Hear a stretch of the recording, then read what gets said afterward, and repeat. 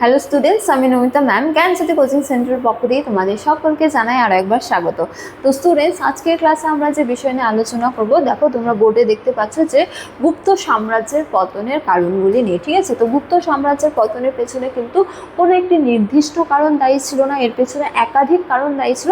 সেই কারণগুলি নিয়ে আজকের ক্লাসে আমরা আলোচনা করব। তো চলো দেরি না করে আমরা আজকের আলোচনা শুরু করি।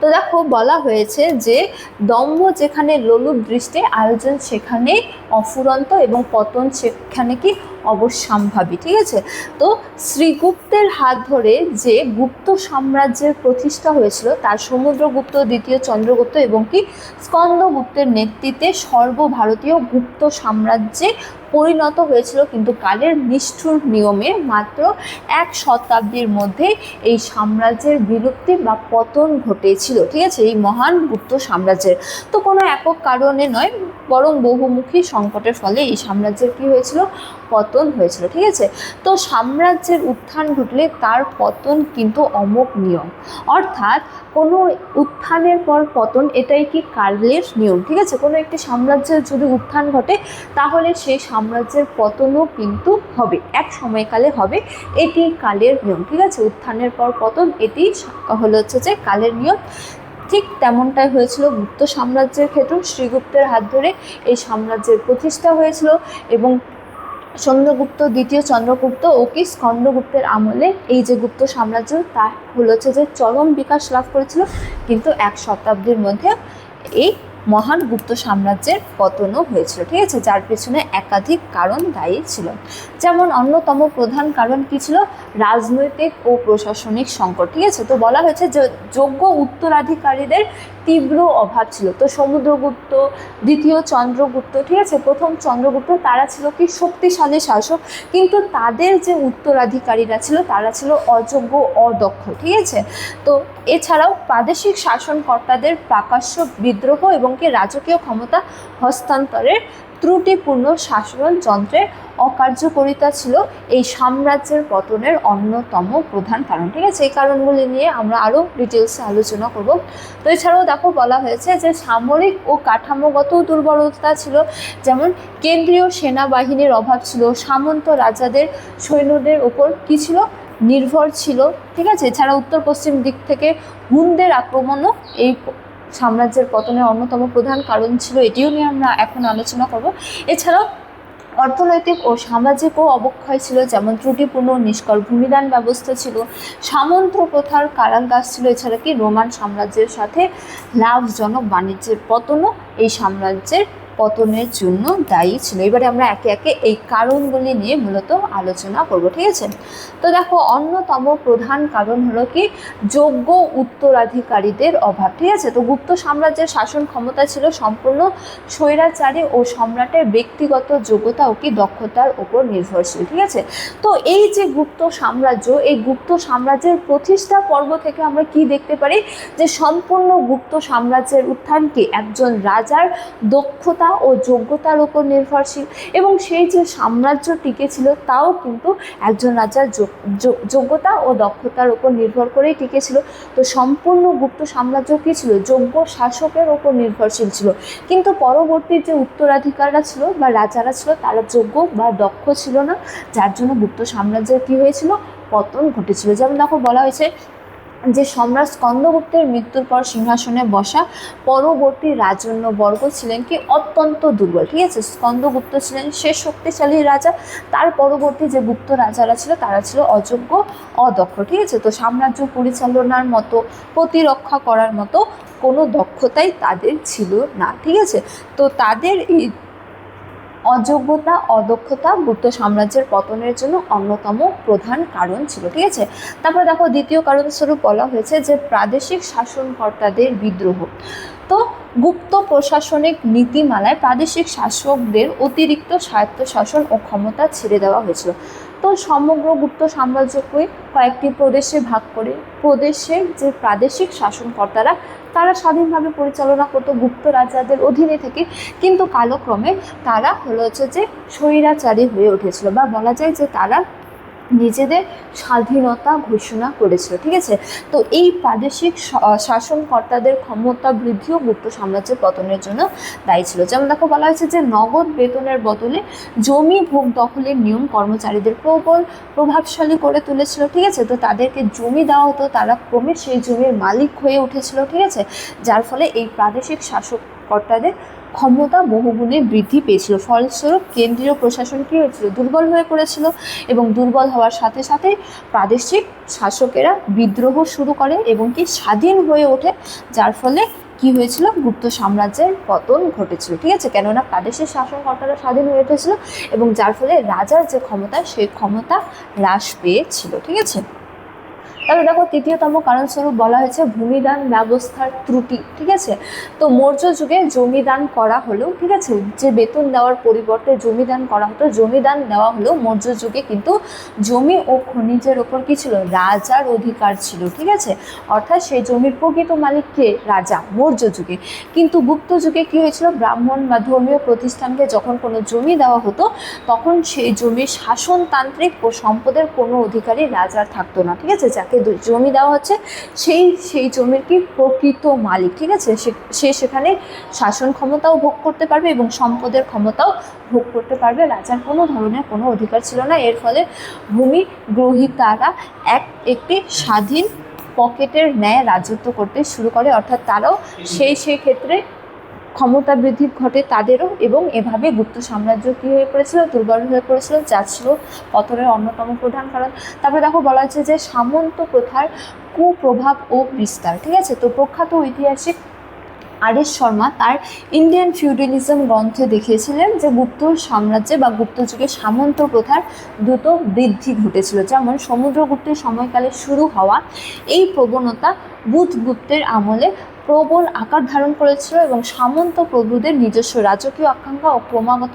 কেন্দ্রীয় ভিত্তিকে চূর্ণ বিচূর্ণ করেছিল। ঠিক আছে, অর্থাৎ সামন্তরা কী করতো, নিজেদের কাছে সেনাবাহিনী রাখতো, সেই সেনাবাহিনীর উপর রাজা নির্ভর করতো। এভাবে সামন্ত প্রভুদেরও কিন্তু ক্ষমতার বৃদ্ধি ঘটেছিল। ঠিক আছে, যা এই সাম্রাজ্যকে আরও দুর্বল করে দিয়েছিল। ঠিক আছে, তারপরে দেখো সামরিক কাঠামোর বিপর্যয়ও এই সাম্রাজ্যের পতনের জন্য দায়ী ছিল, যেমন স্থায়ী সেনাবাহিনীর অভাব। তো গুপ্ত রাজাদের নিজস্ব কোনো সেনাবাহিনী বা ছিল না। ঠিক আছে, বৃহৎ সেনাবাহিনী ছিল না, তারা মাত্রাতিরিক্ত সামন্ত বাহিনীর ওপর নির্ভর ছিল। সামন্তরা সেনাবাহিনীর ভরণ পোষণ করতো, তো তারা সামন্তের ওপর নির্ভরশীল ছিল কিসের জন্য, সেনাবাহিনীর জন্য। ঠিক আছে, তো হুনদের উন্নত যুদ্ধাস্ত্র ছিল এবং দ্রুতগামী অশ্বারোহী বাহিনীও ছিল। ঠিক আছে, তো তাদের বিরুদ্ধে পুরনো যে সমরাস্ত্র নিয়ে মোকাবিলা করা অসম্ভব হয়ে উঠেছিল। ঠিক আছে, এছাড়া সাম্রাজ্য চুক্তির যে স্কন্দগুপ্ত প্রথম দিকে হুন আক্রমণ ঠেকালেও পরবর্তী রাজারা কিন্তু সম্পূর্ণ ব্যর্থ হয় এবং হুনরা কাশ্মীর, মালব, মধ্য ভারত ধীরে ধীরে লুণ্ঠন করে সাম্রাজ্যকে পঙ্গু করে দিয়েছিল। ঠিক আছে, তো গুপ্ত সাম্রাজ্যের এই যে সামরিক কাঠামো তারা কিন্তু সামন্ত প্রভুদের ওপর নির্ভরশীল ছিল। সুতরাং নিজস্ব বৃহৎ বাহিনী থাকলে তারা যে কোনো সময়ে যে কোনো যুদ্ধ পরিচালনা করতে পারে। ঠিক আছে, তো তাদের কাছে পর্যাপ্ত পরিমাণ সেনা ছিল না, যার জন্য তারা কি ছিল, অদক্ষ। ঠিক আছে, যার ফলে এই সাম্রাজ্যের পতনে এই সামরিক বাহিনীর যে অকাঠামো তাও কিন্তু দায়ী ছিল। ঠিক আছে, এছাড়া ঘন ঘন হুন আক্রমণ হয়েছিল, কিন্তু হুনদের পরাস্ত করার মতো পরবর্তী যে রাজারা ছিল তাদের কাছে না তেমন সামরিক বাহিনী ছিল, না আধুনিক যুদ্ধাস্ত্র ছিল। ঠিক আছে, তো ফলে তারা হুন আক্রমণও ঠেকাতে পারেনি এবং হুনরা বারবার লুট করে নিজ দেশে নিয়ে যেত ভারতবর্ষের ধন সম্পদ, যার ফলে এই গুপ্ত সাম্রাজ্য কি হয়ে পড়েছিল, দুর্বল থেকে দুর্বলতর হয়ে পড়েছিল, যা ছিল এই সাম্রাজ্যের পতনের জন্য অন্যতম প্রধান কারণ। ঠিক আছে, গুপ্ত সাম্রাজ্যের সামরিক দুর্বলতা। তারপরে দেখো বলা হয়েছে যে অভিজাতদের নৈতিক অবক্ষয়। ঠিক আছে, তো বাণিজ্যিক শ্রীবৃদ্ধির ফলে গুপ্ত সাম্রাজ্যে প্রাচুর্য ও বিলাস ব্যসনের তীব্র জোয়ার এসেছিল, যা শাসক গোষ্ঠীকে অলস ও কী করে তুলেছিল, যুদ্ধ বিমুখ করে তুলেছিল। ঠিক আছে, তো তারা কেবলমাত্র ভোগবিলাসে জীবনযাপন করতে শুরু করেছিল। তো একদা যে অভিজাত শ্রেণী অসাধারণ মন্ত্রী ও অপরাজয় যোদ্ধার জন্ম দিয়েছিল বিলাসী জীবনের প্রতি অতি আসক্তি তাদের সামরিক এবং কি কূটনৈতিক দক্ষতাকেও নিঃশেষ করে দিয়েছিল, ঠিক আছে, যার ফলে এই অভিজাতের অবক্ষয়ও গুপ্ত সাম্রাজ্যের পতনের জন্য অন্যতম প্রধান কারণ ছিল। তারপরে দেখো বলা হয়েছে অহিংস নীতি ও কি মন্ত্রীদের বংশানুক্রম। তো পরবর্তী গুপ্ত সম্রাটদের বৌদ্ধ ধর্মের প্রতি গভীর অনুরাগ তাদের কঠোর লৌহ এবং কি রক্তলৌহ নীতি থেকে বিচ্যুত করেছিল, যার ফলে অহিংসার পথে অনুসারী করে তুলেছিল তাদের, এবং একই সাথে মন্ত্রীদের পদ বংশানুক্রমিক হয়ে পড়ায় রাজপ্রশাসনের যোগ্যতা বলে অযোগ্যতা তোষামোদকারী ব্যক্তিদের জয় জয়কার শুরু হয়, ঠিক আছে। তো এই যে গুপ্ত সাম্রাজ্যের যে মন্ত্রীপদ তা কী হয়ে পড়েছিল, বংশানুক্রমিক হয়ে পড়েছিল, যার ফলে যোগ্যদের পরিবর্তে অযোগ্যদের কি করা হতো, হচ্ছে যে নির্বাচন করা হতো, যার ফলে সঠিকভাবে মন্ত্রিসভাও পরিচালনা হতো না, যার ফলে গুপ্ত সাম্রাজ্যের যে শাসন ব্যবস্থা তাও দুর্বল হয়ে পড়েছিল এবং তাও গুপ্ত সাম্রাজ্যের পতনের জন্য দায়ী ছিল। তারপরে দেখো বলা হয়েছে যে গুপ্ত সাম্রাজ্যের মধ্যে সমুদ্রগুপ্তের সময়কাল কী ছিল, স্বর্ণযুগ। দ্বিতীয় চন্দ্রগুপ্তের সময়কালে বিকাশ লাভ করেছিল এই গুপ্ত সাম্রাজ্য, এবং স্কন্দগুপ্তের সময়কালে সংকট ও যুদ্ধ পর্ব শুরু হয়, এবং স্কন্দগুপ্তের যে পরবর্তী গুপ্ত শাসকরা ছিল তারা ছিল কিন্তু অযোগ্য অদক্ষ, যা পতনের পথ প্রশস্ত করেছিল, ঠিক আছে। তো রোমান সাম্রাজ্যের পতনের পর যে ভারতবর্ষের সাথে যে বৈদেশিক বাণিজ্য চলতো, রোমান সাম্রাজ্যের সেই বৈদেশিক বাণিজ্য হ্রাস পেয়েছিল এবং মুদ্রা সংকট এক তীব্র রূপ নিয়েছিল, ঠিক আছে, যা পরবর্তী গুপ্ত রাজাদের দিনার ও স্বর্ণ মুদ্রার মূল্যবান ধাতুর পরিমাণ ক্রমাগত হ্রাস করে দেয়, যা চরম রাজকোষ ঘাটতিরও প্রমাণ করে, ঠিক আছে। তো এই অর্থনৈতিক অবক্ষয়ও এই সাম্রাজ্যের পতনের জন্য দায়ী ছিল, ঠিক আছে। এবারে আমরা ছোট্ট করে আলোচনা করব গুপ্ত সাম্রাজ্যের পতনের প্রধান প্রধান কারণগুলি নিয়ে, ঠিক আছে। তো গুপ্ত সাম্রাজ্যের পতনের জন্য অন্যতম প্রধান কারণ হলো রাজনৈতিক দুর্বলতা, ঠিক আছে। তো স্কন্দগুপ্তের পর থেকে যোগ্য সম্রাটদের তীব্র অভাব হয় এবং বংশানুক্রমিক অযোগ্য মন্ত্রীদের উত্থান ঘটে, ঠিক আছে, যার ফলে কেন্দ্রীয় কর্তৃত্বের সম্পূর্ণ বিলোপ ঘটে এবং আভ্যন্তরীণ কী হয়, কোন্দল সৃষ্টি হয়। তো রাজনৈতিক দুর্বলতাও কিন্তু এই সাম্রাজ্যের পতনের জন্য দায়ী ছিল। এছাড়া অন্যতম প্রধান কারণ ছিল আঞ্চলিক শাসন ও কি ভূমিদান পদ্ধতি, ঠিক আছে। তো প্রাদেশিক যে স্বায়ত্তশাসন তা বৃদ্ধি পেয়েছিল, প্রাদেশিক শাসনকর্তারা স্বাধীন হয়ে পড়েছিল। এই যে ভূমিদান, তার নিষ্কর ভূমিদানের নামে ক্ষুদ্র সার্বভৌমত্ব সৃষ্টি হয়েছিল, ঠিক আছে, যার ফলে সামন্ত রাজারা সামন্তরালের উত্থান ঘটে এবং আনুগত্যহীনতার জন্ম হয়, যা ছিল গুপ্ত সাম্রাজ্যের পতনের জন্য অন্যতম প্রধান কারণ। এছাড়া সামরিক ও বৈদেশিক বাণিজ্যের অভাবও এই সাম্রাজ্যের পতনের দায়ী ছিল। যেমন বলা হয়েছে যে তোরমান ও মিহির কুলের বর্বর হুন হানা ও স্থায়ী সামরিক দৈন্যতা এই সাম্রাজ্যের পতনের অন্যতম প্রধান কারণ ছিল। যে তোরমান ও মিহির কুলের নেতৃত্বে কিন্তু হুনরা শক্তিশালী হয়ে পড়েছিল এবং এই হুনদের পরাজিত করা গুপ্ত রাজাদের পক্ষে সম্ভব ছিল না, ঠিক আছে। তো এই বৈদেশিক আক্রমণও কিন্তু দায়ী ছিল গুপ্ত সাম্রাজ্যের পতনের জন্য, যার ফলে হুনরা একে একে মালব, কাশ্মীর, মধ্যপ্রদেশের সীমানা কী করে গ্রাস করে নেয় এবং রাজকোষও ক্ষয় হয়ে পড়েছিল, যা ছিল অন্যতম প্রধান কারণ। এছাড়া অর্থনৈতিক সংকোচনের ক্ষেত্রে বলা হয়েছে যে রোমান বাণিজ্যের কী হয়েছিল, অবসান ঘটেছিল এবং গ্রামভিত্তিক স্বয়ং সম্পূর্ণ বদ্ধ কৃষি অর্থনীতি গড়ে উঠেছিল। তো মুদ্রার মানের চরম পতন ঘটিয়েছিল এবং রাজস্ব ব্যবস্থাও অফুরন্ত হয়ে পড়েছিল।